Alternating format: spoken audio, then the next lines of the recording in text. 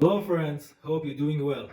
In this video I want to anodize and paint these heatsinks for stepper motors.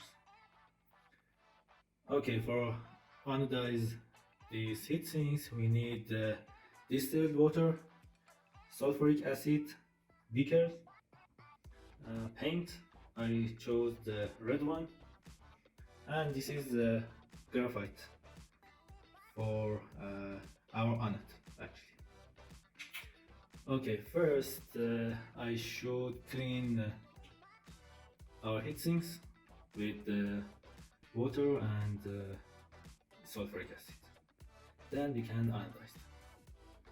So let's do it. Okay, I put heatsinks in beaker here, and I added a little distilled water, and I want add a little sulfuric acid to them. Okay, this is our sulfuric acid, and it is dangerous actually. Actually, it's enough.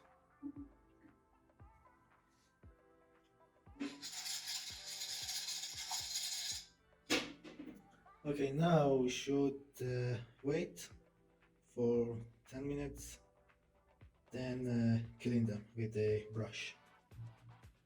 As you can see, their dust and dirt eliminated, and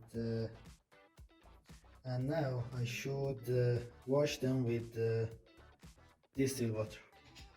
I washed them, and now it's our result.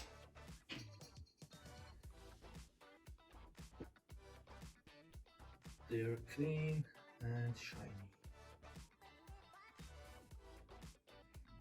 Okay, I connected the electricity to it, and as you see, we have bubbles on our cutout here, and this is our anode. So we should wait about 50 to 1 hours, 50 minutes to 1 hours. Then I will dye it with liquid red paint.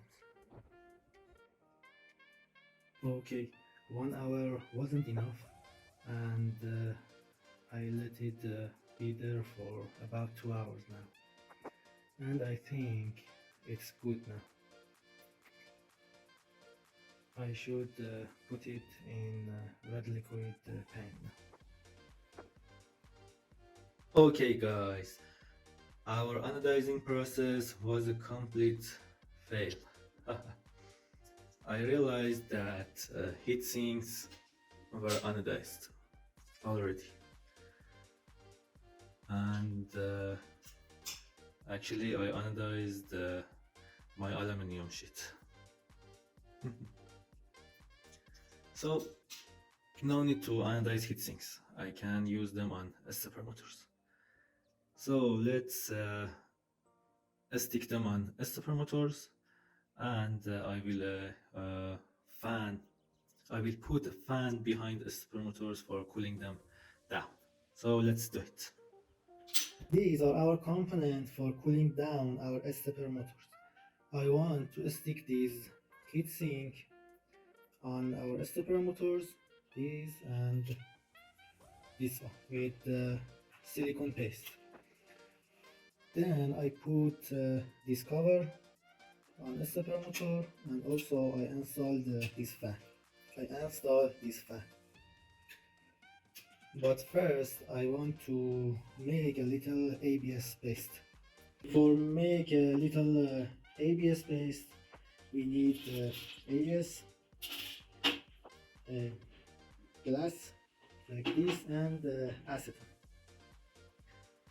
I will put them here, and I pour acetone on this.